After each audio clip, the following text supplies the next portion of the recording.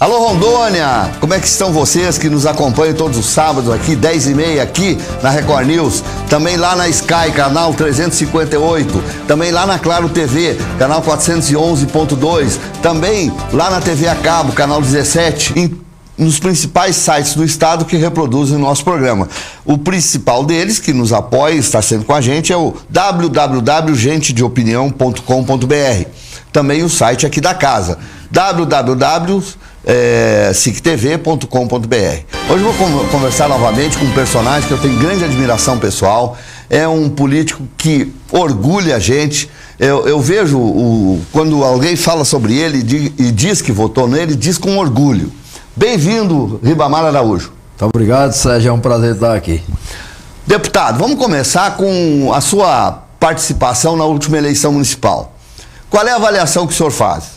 Olha, eu criei uma expectativa nessa eleição de ganhar uma eleição quebrando um paradigma muito forte, que é ganhar uma eleição sem dinheiro e sem safadeza, sem fazer promessa. Não consegui. Não consegui porque cheguei à conclusão que ninguém consegue ganhar uma eleição aqui em Porto Velho sem gastar muito dinheiro e sem prometer muito, sem enganar o povo. E isso significa, Sérgio, que o povo vai continuar sofrendo. Então a minha expectativa, a minha conclusão é essa. Acredito que seja uma conclusão isenta de qualquer interesse pessoal. O que eu queria, quando eu tentei ganhar essa eleição, pelas vias mais limpas possíveis, é porque verdadeiramente eu queria governar para o povo e não governar para grupos. Porque quem gasta dinheiro, quem ganha uma eleição prometendo, criando uma falsa ilusão no povo, vendendo ilusão, não vai governar realmente atacando os problemas que mais afligem a população. Deputado, nós já comentamos isso, mas eu gosto sempre de voltar ao tema. O senhor está no seu quinto mandato, é isso? Quinto mandato, e tem tido um eleitorado fiel, mas é um eleitor mais esclarecido. O que o senhor acha que leva o povão a votar em políticos? Vota uma vez, vota duas, vota três, e o cara enrolado, metido em tudo que é falcatrua, às vezes vai preso, sai da cadeia, é lei de novo. Qual é o fenômeno desse, na sua opinião, deputado? Quando eu fui entrar na política, me falava uma coisa que eu resisti muito a acreditar, que o povo não gostava de gente honesta. Resisti muito durante muito tempo. E, infelizmente, eu tive que me render a isso. O meu eleitorado é um eleitorado que vai da pessoa mais simples ao mais graduado. Só que tudo nesse eleitorado, do mais simples ao mais graduado, gente séria, gente do bem, gente que na maioria, do nível de escolaridade bom, na maioria, mas tem gente com nível de escolaridade baixo, mas que tem dignidade, que tem vontade de fazer o que é correto e vota em mim. Mas pode observar, Sérgio, que o meu eleitorado é um eleitorado relativamente pequeno. Porque, agora, eu sou muito grato a esse eleitorado, ou seja, faço tudo para corresponder com a expectativa desse eleitorado, faço tudo para não decepcionar os meus eleitores, mesmo sabendo como é difícil na questão do trabalho. A gente é muito limitado para trabalhar. Mas na questão da conduta moral, eu tenho procurado demais corresponder com a expectativa que os meus eleitores depositam em mim. Pois é, o senhor tem muita ligação com a agricultura, com a produção primária, com o agronegócio, principalmente dos pequenos produtores, e é ali que o senhor tem concentrado seu trabalho. E na cidade, o que o senhor tem conseguido fazer, deputado? Inegavelmente, nós temos uma forte ligação com a área rural, porque sou produtor rural, sou filho e neto de produtores rurais, lá do sertão do Nordeste, e eu tenho uma atenção especial porque é uma categoria, um segmento muito sofrido. Mas eu trabalho também em todas as áreas, procuro trabalhar em todas as áreas, na saúde, na educação. Na questão das emendas parlamentares, Sérgio, grande parte das minhas emendas eu destino exatamente ao setor rural. Mas nós destinamos também para a saúde, para Santa Marcelina. O senhor tem sido um grande parceiro lá. Santa Marcelina, tanto no complexo da educação como no complexo da saúde, tem sido uma prova disso, que a gente destina. E algumas entidades aqui, como a Patox, Casa Família Roseta, que também já ajudei. A AMA, por exemplo, é uma entidade que está para receber uma emenda parlamentar nossa, e tantas outras entidades aqui de Porto Velho, do núcleo urbano, e de algumas outras cidades do interior, que a gente destina também as nossas emendas parlamentares, de forma que a gente tem essa ligação com a área rural, mas sem descuidar em momento nenhum da área urbana também. Bom, mas o seu discurso tem sido isso, de honestidade, de probidade, de respeito ao eleitor, enfim. O que o senhor sente quando o senhor vê a situação que está no nosso país, a Operação Lava Jato, o envolvimento de tantos políticos com tanta sacanagem? Me sinto muito triste, como sempre me citei, Sérgio, e tenho certeza que se as pessoas, se o povo soubesse o que eu sei dos bastidores da política, as pessoas eram muito mais revoltadas. Agora, eu tenho uma tristeza muito grande, porque eu sei da safadeza que existe dentro da política, sei quanto quase 100% dos políticos são safados e não têm compromisso com o povo, mas a minha maior tristeza não está aí. A minha maior tristeza é que só existem esses políticos safados porque o povo coloca ele lá. Ninguém vota, ninguém de outro planeta vem votar nesses políticos do Brasil que tem muito sucesso. São os mais bandidos. Se você observar, os políticos mais bandidos são os políticos que têm mais sucesso. Mas, deputado, só para ficar dentro desse seu raciocínio, vamos dizer, eu sou um eleitor, eu não tive estudo, eu não tive chance na vida, eu sou fácil de ser enganado. Não é uma moleza enganar uma pessoa sem um preparo? Assim? É uma moleza. E o povo não pode assumir toda a culpa tem que ser um pouco atenuada. Exatamente por causa da falta de preparo da maioria do nosso povo e da maioria dos nossos eleitores. Porque existe uma equação aí, Sérgio, muito difícil de ser resolvida no nosso país. É que para melhorar a qualidade dos nossos políticos, tem que melhorar a qualidade do nosso eleitor. Para melhorar a qualidade do nosso eleitor, tem que educar. E para educar, depende dos políticos que não querem que a educação melhore. Então é uma equação difícil. É uma coisa complexa. Complexa, eu tenho lutado, eu tenho feito a minha parte, mas infelizmente eu sou pingo d'água em oceano. Eu acho, deputado, que o eleitor esclarecido, quando vota errado, esse tem culpa. Esse tem culpa, porque ele sabe, né? Ele está votando errado porque ele está tendo algum benefício, tá algum pedido e tal. Mas deixa eu lhe perguntar, o que o senhor diz quando o senhor vai fazer campanha, bater de casa em casa e pedir voto, que o senhor gasta, eu sei que o senhor gasta sapato e mais sapato para visitar os eleitores, quando só lhe pedem coisas, o que o senhor diz para o eleitor? O meu discurso é um discurso, às vezes, difícil das pessoas que estão muito necessitadas e sem consciência absorverem, sabe, Sérgio? Eu entendo. É tanto que a gente, às vezes, é incompreendido. Mas eu sempre procuro dizer para eles que quero fazer uma política diferente, que eu não quero fazer uma política igual a essa política padrão brasileira. Eu sempre tenho sido diferente, procuro ser diferente, porque eu sou um dos políticos, dos raríssimos políticos desse Brasil, que se dependesse de mim, Sérgio, o povo era totalmente independente. O povo tinha as suas necessidades básicas supridas, fruto do seu suor, do seu trabalho, da sua dignidade, e não fruto de favor e de promessa de quem quer que seja. Porque se o povo tivesse a independência, tivesse as suas necessidades básicas supridas, eles procuravam votar muito melhor. Eles eram muito mais independentes e procuravam votar melhor. Infelizmente, devido à necessidade do nosso povo e do nosso eleitor, na maioria, e também a falta de consciência política da maioria, leva ao povo ser muito fácil de ser enganado. E somente os bandidos enganam o povo, porque não é que ninguém seja burro de não saber mentir, de não saber isso e aquilo. Só que, por exemplo, no meu caso, eu não faço uma só promessa exatamente porque eu não aceito enganar ninguém. Mesmo aquelas promessas que são capazes, são factíveis, são capazes de ser realizadas, eu não prometo.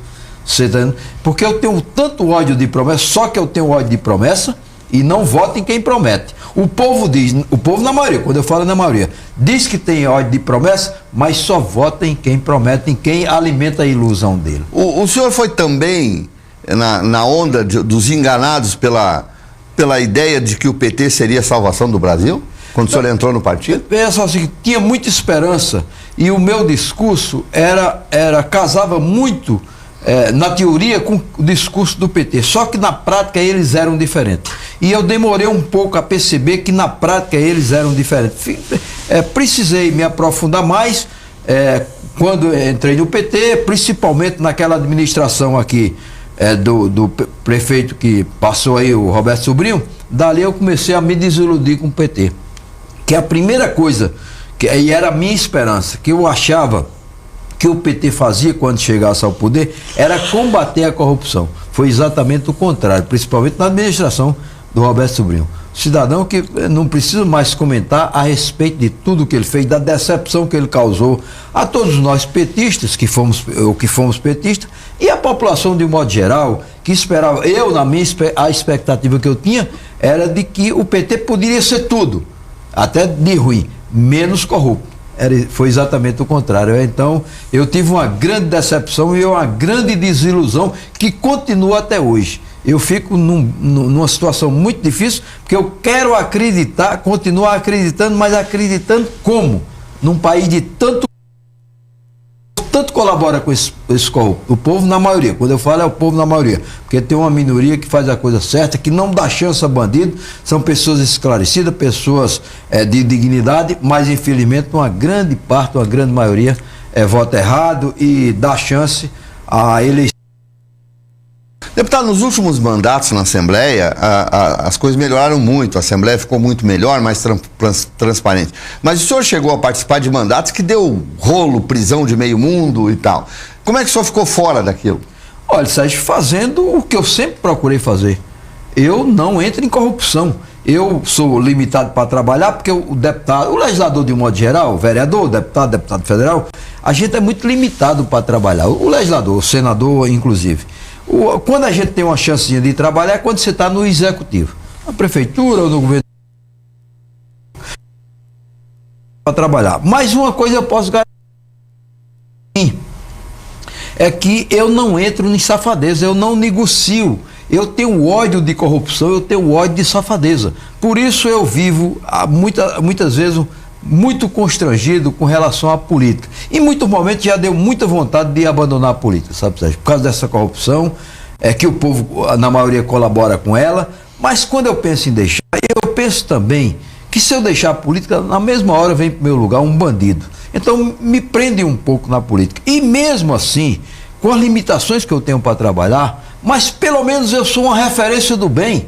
Nessa casa legislativa, desde a Câmara Municipal, as pessoas podem falar, não, todo político é corrupto, mas diz assim, alguém que me conhece diz, mas eu conheço um que não é. E eu, Sérgio, tenho essa responsabilidade nas costas de carregar a esperança, e talvez as últimas esperanças de uma parte da população, que nem tudo está perdido. Se não é possível que não reste um político sequer honesto. Então eu estou lá para comprovar que você não quer entrar na corrupção, você entra. Agora, para isso, Sérgio, você tem que muitas vezes abrir mão do sucesso, como eu abri. Muitas vezes eu administrei o fracasso para não passar para o lado da corrupção, para não passar para o lado do mal. O Ribamar é uma referência na política de toda a região norte, é um nome muito respeitado, que nunca se envolveu em nada. Já respondeu algum processo já, Ribamar? Não, inclusive existe uma pesquisa daquela ONG Transparência Brasil, que foi até reproduzido por alguns sites daqui de Rondônia, que diz assim, um título, Deputado Ribamar Araújo, um caso raro de deputado no Brasil inteiro que não responda a nenhum processo judicial. É um caso raro porque eu já estou no 5º mandato, 2 mandatos de vereador, 3 mandatos de deputado, já fui secretário municipal de agricultura e passei incólume, nunca respondi a nenhum processo. Então é possível participar da vida pública sem deixar rabo de jacaré? Não é muito fácil, mas as tentações são muito grandes, mas é possível quando você, Sérgio, acima de tudo, você tem dignidade. Você não quer decepcionar o seu povo. E é o que eu quero. Eu prefiro perder tudo, sair da política quando não der mais, mas decepcionar essa parcela que deposita da população, que deposita em mim toda esperança, toda confiança, eu prefiro morrer do que causar uma decepção a esse povo. Quando o senhor vê aquelas altas autoridades do nosso país na frente, falando em bilhões e de roubalheira, como político e como cidadão? Um misto de tristeza e um misto de revolta também. Revolta de um cidadão que tinha tudo, muitas vezes, para lutar pelo povo, para melhorar as condições do nosso país, e faz tudo errado quando a oportunidade de mudar está na sua mão. Infelizmente, Sérgio, a corrupção do Brasil, ela dá um prejuízo estimado em mais de 100 bilhões de reais por ano. Você imagina 100 bilhões de reais por ano na vida de um país desse, de uma população dessa.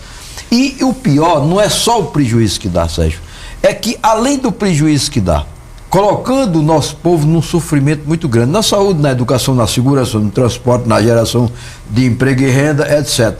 Mas, acima de tudo, impede que o Brasil seja muito mais rico do que é. Nós somos, inegavelmente, um país rico. Chegamos até, esses anos para trás, ser a sexta potência econômica do mundo. Hoje parece que passamos para a nona posição.